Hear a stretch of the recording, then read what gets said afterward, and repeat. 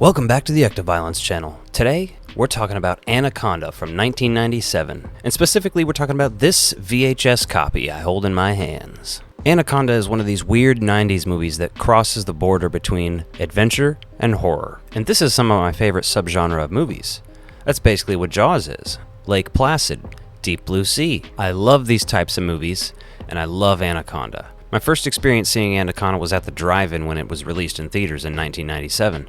I was a kid. I was blown away. We never owned a copy of this movie, and I think I only watched it one or two more times during my childhood until I was an adult and revisited it. I didn't know who any of these actors were when I watched this as a kid. I didn't know who Ice Cube was, hardly. I was 6 years old. And I get it. Anaconda is not historically thought of as a great movie. It definitely has a cult following now, but I'm going to get into why I love it. So let's go ahead and pop this tape in. We of course start out with the Columbia TriStar logo. No trailers on this, which for a 1997 copy of a movie, that's surprising. The classic this film has been modified because it's full screen and not widescreen anymore. We get the 90s and early 2000s Columbia Pictures, Sony Pictures Company logo. And the movie opens up with some of this text about anacondas, right? So while we're talking about the opening of this movie, let's talk about Jennifer Lopez and Ice Cube. I just find it funny that the world's pop stars of the time were the biggest stars in this adventure horror movie, and that I love it so much. To be fair, Jennifer Lopez and Ice Cube both have acted in a lot of stuff, and I think they do a pretty good job. They're both extremely talented people. You also have Jonathan Hyde, who I instantly always recognize him and remember him from The Mummy, but he's also in Jumanji. He's in a lot of stuff. You got Owen Wilson, of course, and my least favorite cast member, Jon Voight. Although he does a great job in this movie. There's also a quick appearance from Danny Trejo at the beginning. It's amazing when you go back throughout the 90s and you just see Danny Trejo in everything, and in increasingly bigger roles as time goes on. And cool dude, who doesn't like Danny Trejo? So one thing I think this movie really has going for it is the characters.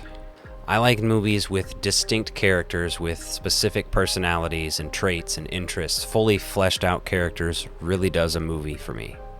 And you might laugh at me for saying that about Anaconda, but there's just interesting things about them. Ice Cube, well, he's Ice Cube. Yeah, well, today's a good day. Jennifer Lopez is a determined filmmaker trying to get this movie made. She's also in love with the scientist, anthropologist, whatever he is, Eric Stoltz, who I think is an underrated actor. So, props to Eric Stoltz. He does a great job in this too, even though his role's kind of limited. Jon Voight's obviously the snake-obsessed, lying, conniving, murderous, doesn't give a fuck about anybody but this anaconda and other snakes. Interesting guy. Owen Wilson's clearly just there to get paid and fuck. Jonathan Hyde is this pretentious, bougie actor type.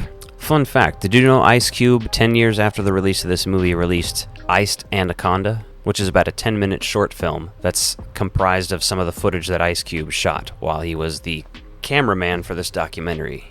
Another fun fact about Ice Cube, the song that he's listening to is one that he actually co-wrote. And I think the lore of this movie is kind of interesting, how they're trying to find the Shirishama, this ancient tribe that nobody can seem to find. So they're doing a documentary about this. Jon Voight is just the true villain, and I don't mean in this movie, I just mean in real life. No, I'm kidding. The way he stares at Jennifer Lopez, everything about this man gives me just the wrong vibes. We have the wasp in the throat, which leads to the emergency tracheotomy. How many of those do you see in movies? I feel like I've seen at least one or two other ones. So they're trying to get him to the hospital, right? And they run into that big wall. And he's like, yeah, I've totally been here before. I didn't know this wall was here, but yeah, I've been here before. And then there's a bunch of snakes all over the boat. And how he reacts is how I react when I get home from work and see my cats and dog. Babies. All of them babies. Well, how do we get them off the boat? Come on, babies. Come on. It also reminds me of Ninja Turtles 2 when Shredder is like, Babies! They're babies! They did use practical effects and CGI effects. The CGI of 1997 in this movie, that's probably the biggest problem watching this movie, and you can't take it quite seriously. Because I think the practical effects look great. They hold up, they do their job, but there's just some stuff that they wanted to do with CGI to get the snake to do what they wanted it to do. At this point, their documentary becomes a documentary about hunting an anaconda. He essentially gets Mateo, the captain of the boat, killed intentionally, and at this point, we're just full in snake panic mode. Ice Cube and J-Lo are not having Jon Voight's shit in this movie. But he's got a gun, and he's a psychopath. Meanwhile, Jonathan Hyde jumps out from behind a waterfall and gets caught by the snake mid-air.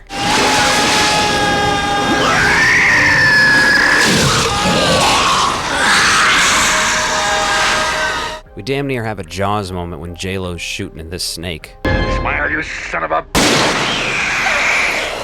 And they think they've defeated Jon Voight, of course. So they decide, oh, we gotta go get some fuel now on our way back home. And of course, Jon Voight somehow makes his ass there too. Gets them tied up in an anaconda trap, throws blood all over them. And then the snake is like, wait, you're trying to capture me? No, I ain't having that. I'm about to eat your ass. And not in a fun way. And this is one of my favorite shots of the movie, is the snake opening from inside, about to swallow this dude. It's awesome. The snake pukes up Jon Voight, which is amazing. It's not a sentence I thought I would ever say. I guess I should expect to say that if I'm reviewing Anaconda, but damn, that's a weird... Fun fact, did you know Frank Welker voiced the snake? And in classic 90s movie fashion, as soon as Ice Cube kills the snake for good, he calls it a bitch.